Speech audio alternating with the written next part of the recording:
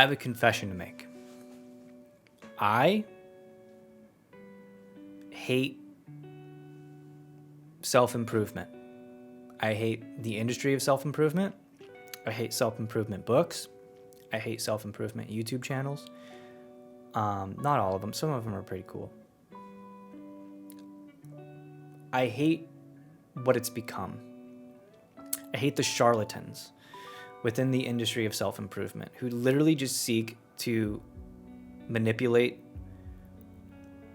the most base emotions and states of the human mind and condition for their own profit.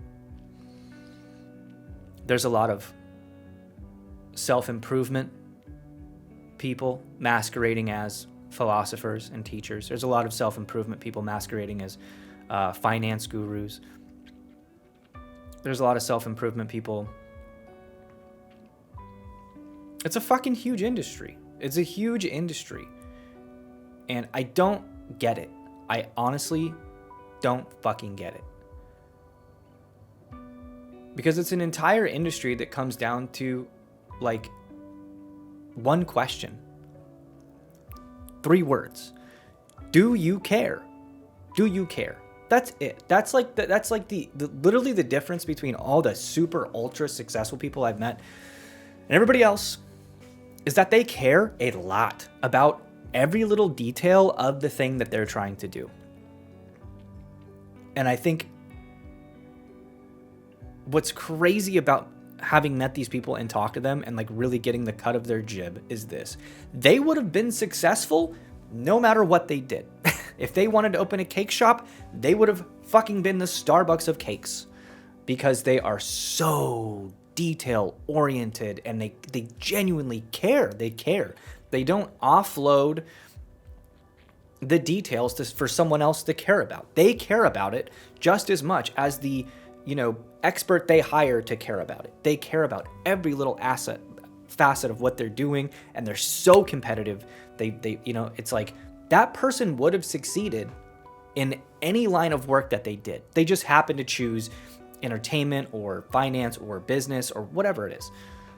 Like, I think at the top, like 0.1% of like highly successful individuals, they're pretty much all the same person. They're pretty much all the same highly competitive, highly driven, self-motivating, detail-oriented person. That's it. They like are the epitome of radical accountability and responsibility. And they hold themselves to just like an insane standard, as well as everybody else around them, right? That's why, you hear stories about like Steve Jobs and how he was like impossible to work with. And there's a ton of people like that, like James Cameron, fucking Titanic, dude. Everybody that works with that guy hates him because he's like a dick.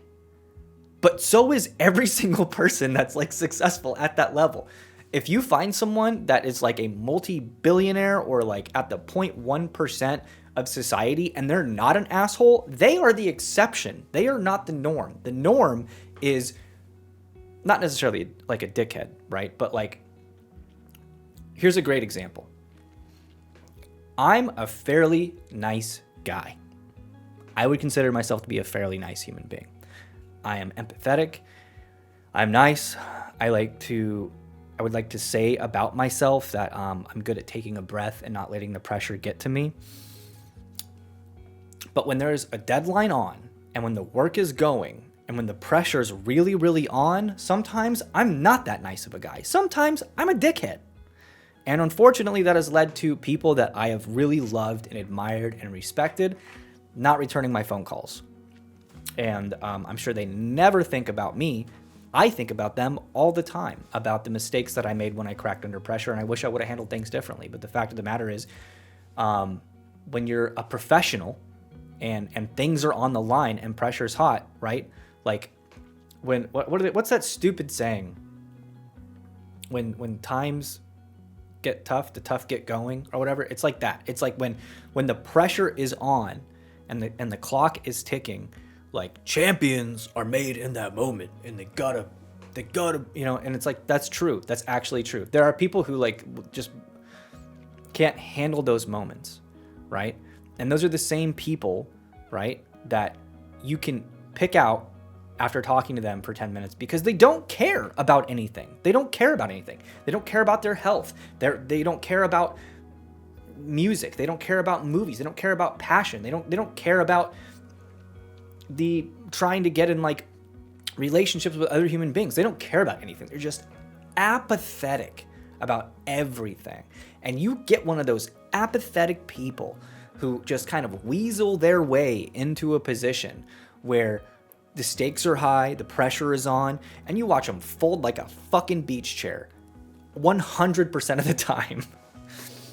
And people will say like, God, dude, Taylor, calm down, chill. Like, what's up? Like, why are you so upset?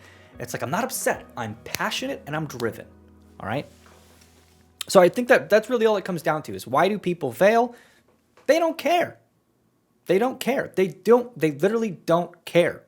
They don't care about, number one, they don't have enough self-efficacy in themselves and self-esteem to believe that they're actually worth succeeding for. That's like one of the first things people encounter when they go to religion. They don't believe that they're worthy of the love of God. They don't believe that they're worthy of the love of Christ. They don't believe they're worthy of forgiveness, right? Even not religion. Maybe you're looking for a relationship, but you self-sabotage your relationships with everybody. It's because you don't believe that you're worthy of love, right? And like when people that go to AA, Alcoholics Anonymous, or any groups like that, right? What you encounter is people don't believe that they're worthy of forgiveness. They don't think that they deserve people's forgiveness. They don't think that they deserve to forgive themselves. That's why people fail. They don't care. They don't care to take the time to really consider the details of what they're doing, who they are inside, that they're worthy of changing, that they deserve love, they deserve respect, they deserve to treat themselves in a profound way. I have all those voices inside of me. I am so incredibly guilty. I have a whole video on this channel about perfectionism and how I just like self-sabotage. That is the opposite end of the spectrum. That's caring too much. That's caring too much about things to where you can't just like let it go. Full disclosure, this is like my third time trying to record this video because I've stopped it because I've been like, it fucking sucks. What are you talking about? Every time. We're all working on something. But I'll tell you one thing. I have met a lot of really successful people. And one of the things that always astound me about them is, like in the most wholesome way, is how much they actually care about what it is they're doing. Mark Cuban talks about how he never goes into any industry without knowing every detail about it. And I think that's exactly right. You know, if I think that if Mark Cuban was going to open a Texas barbecue restaurant, right, he's going to know everything there is to know about smokers and cuts of meat and quality and all that stuff, and you know, lighting in a restaurant and how the seats and the types of music that you play to make people feel comfortable, right? I think that people that are really successful, they care about the details, you know. I have, and this isn't me saying this is what I've been told, I have an unshakable level of self-confidence that is like akin to an absolute fool. I really, although I have that voice of self-sabotage, I don't let it get to me. I believe that if there is only 1 out of a million people are going to make it, I believe that I am that 1 out of a million. I don't question it. Risks to me don't really feel like risks because I think my success is inevitable, because if there's 1 million doors that I have to knock on to find success, I'm going to knock on every single one of them nonstop. Just like this laser focus, right? And it's because I'm an idiot. I'm an idiot. I've met people that are so talented, like ridiculously talented. Not just with video editing or storytelling or writing or music or painting or business or finance. but they just got it. Like they're just, there's just something going on upstairs in these people that are like, when you're confronted with it, you're like, I'm an idiot. I'm an idiot. So what are you going to do to beat people like that? That wake up every day and they're like ready to go to the gym for 3 hours. They wake up at the crack of dawn. They're like extremely motivated. It's not even a question of motivation, really. That's just how they live their life. They're just wired differently. How are you going to compete in a world with those people, right? I'll tell you exactly how you do it. I'll tell you the secret right now. The secret to being that person, that 1 in a million that makes it where so many others fail. The secret to having that absolutely unshakable confidence, even in the face of blood-chilling pressure, like $30 million deals that could fall through based on the decisions that you're making. How you have unshakable confidence in those moments is perspective. It's perspective. Even people that go to try to accomplish the impossible and they put all this pressure on themselves and they let it get to them, their perspective is like whack, bro. They're like trying to fill a void inside themselves, and the pressure that they put on that decision is like the thing that is they're going to use to like define them. And like I don't have that problem because I've went through some pretty gnarly identity problems, right? There's a reason I have a neck tattoo. I thought, like, dude, I literally thought I was going to be like a musician, right? I was like, that's going to be like my thing. It was like my whole identity. And then I didn't. I realized I had like absolutely terrifying stage fright to crippling, like never going to overcome it, right? It's even in like even this me talking to you through a camera makes my skin crawl, right? It just freaks me out. That was like crazy. It's like you grew up your whole life wanting to be a surgeon, and then like the day of the surgery, like you lose your hands. You know, it's like, okay, I guess I got to go in a completely different life path. And I've done that many times. I went to culinary school. I thought I was going to be a chef. You know, I had a whole falling out with that. And I keep pursuing these things almost with like an inner childlike voice that's like, what am I going to be when I grow up? And it's always writing for me. Like writing has always been consistent, and storytelling's always been consistent. And it's probably why I was so consistent with video editing, because it was like storytelling adjacent, right? But like my perspective on these things is not out of whack. It is very crystal clear, which is like, I could be half dead right now in a flop house with used up containers of like fentanyl around me and nothing good in my life. That's perspective. Perspective is no matter how fucked up you think you are, how high the stakes are, or the pressure in your life, or the goal you're going for is obscenely out of reach. No matter what any of those variables are, it could be so much worse. It could be infinitely worse, unimaginably worse.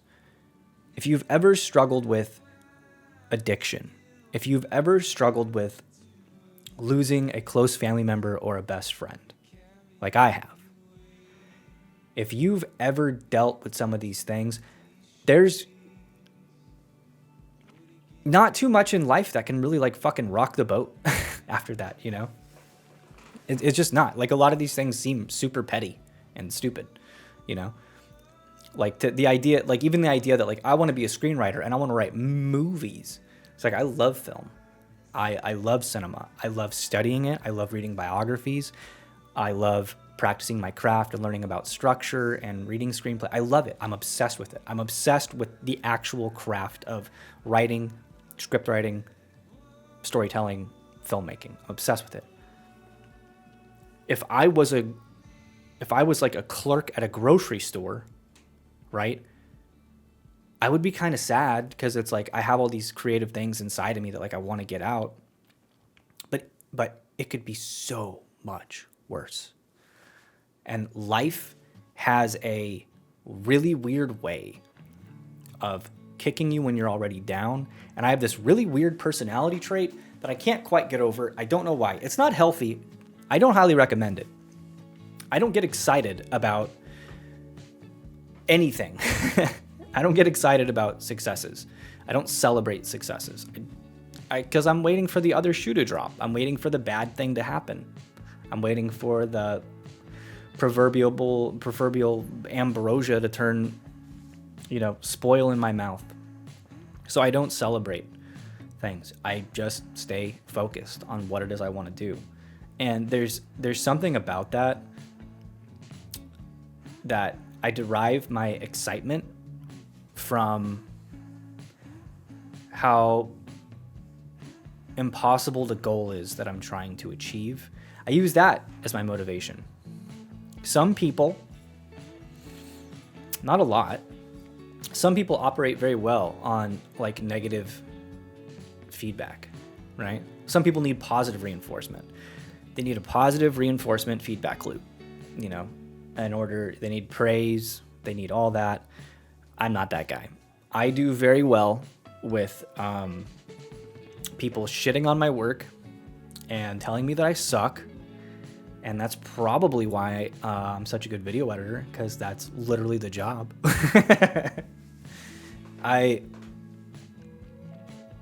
People fail for a lot of reasons.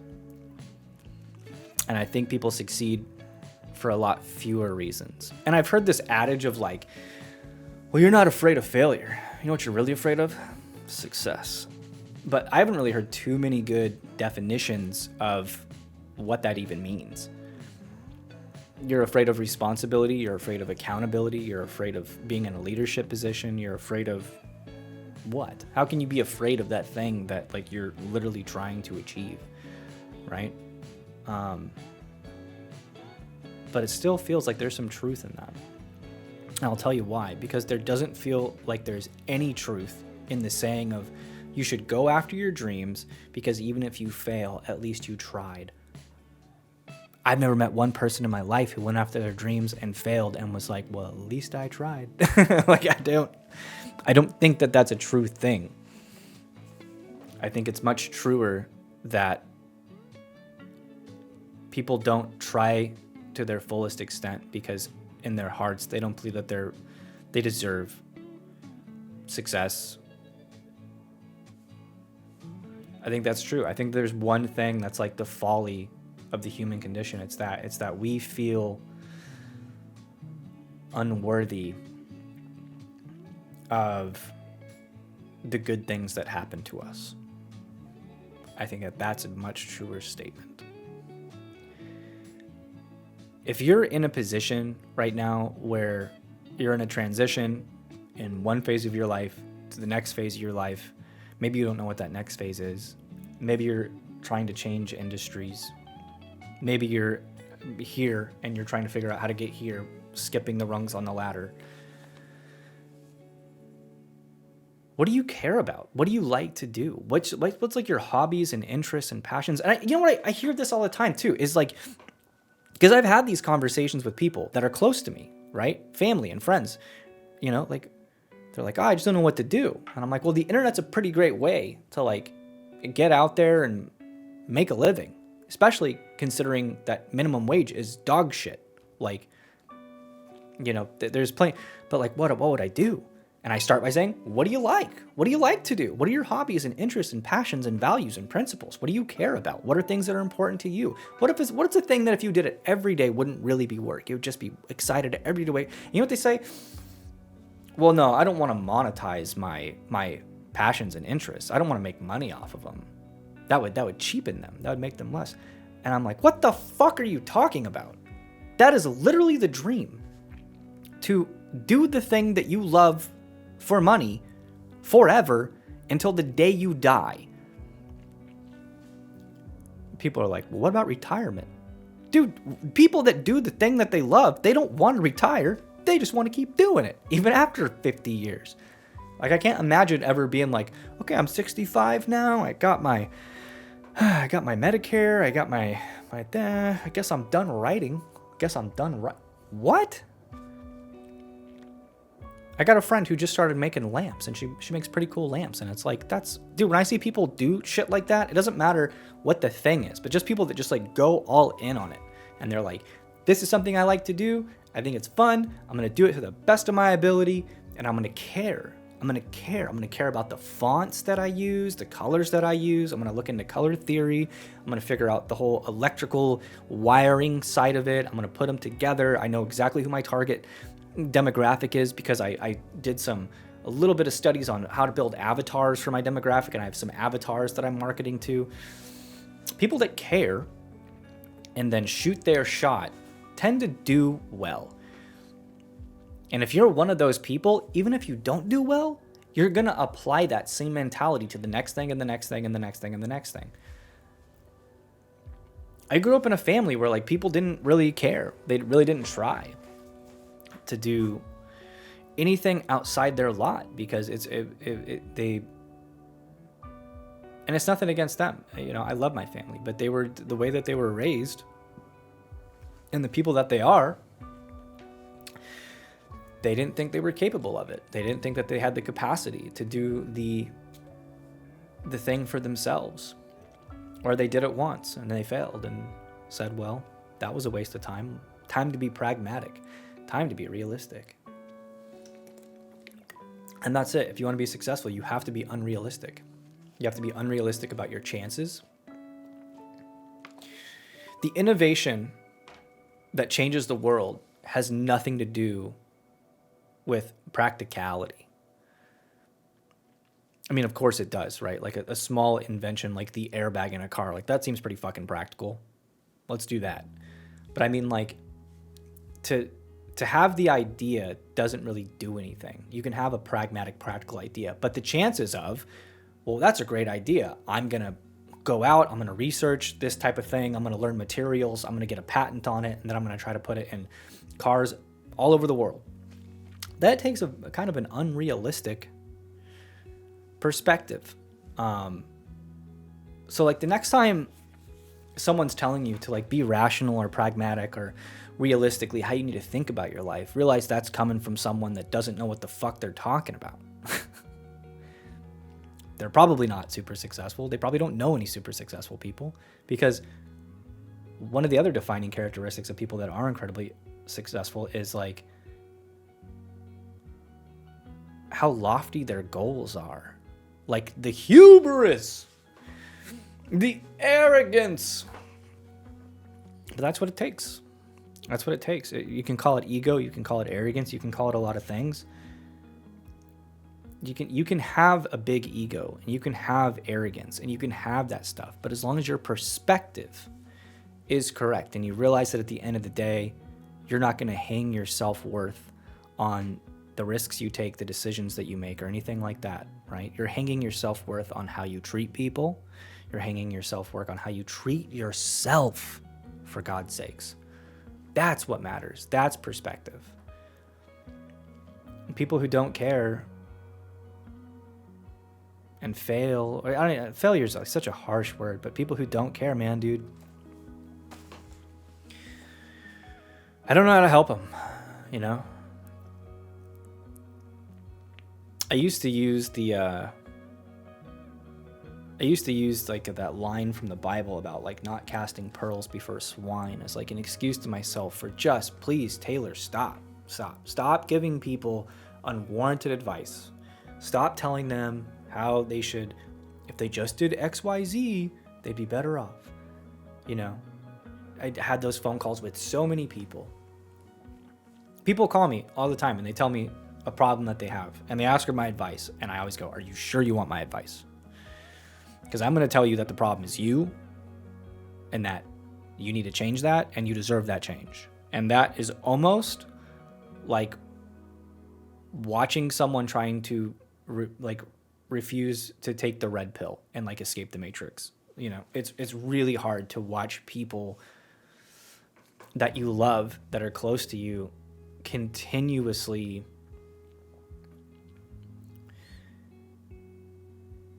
Continuously make choices out of fear and not self-love. Continuously make choices out of doubt and not a place of positive confidence. You know? So if that's you, if you're a self-sabotager, if you're someone that just can't be bothered with caring about the details, if you're someone that is wondering, you know, that potentiality of yourself is there. You're like, it's right there. Like it's on the tip of your tongue. You can see it, but you just can't get there. You can't find the thing to get there.